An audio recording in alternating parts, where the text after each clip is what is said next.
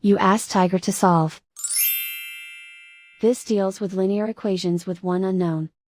The final result is x equals 3/2. Let's solve it step by step. Group all constants on the right side of the equation. Subtract 2/3 from both sides. Combine the fractions.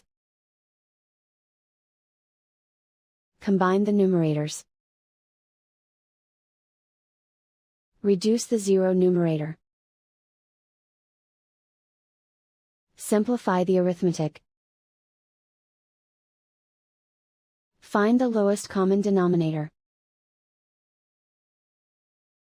Multiply the denominators. Multiply the numerators. Combine the fractions. Combine the numerators. Find the greatest common factor of the numerator and denominator.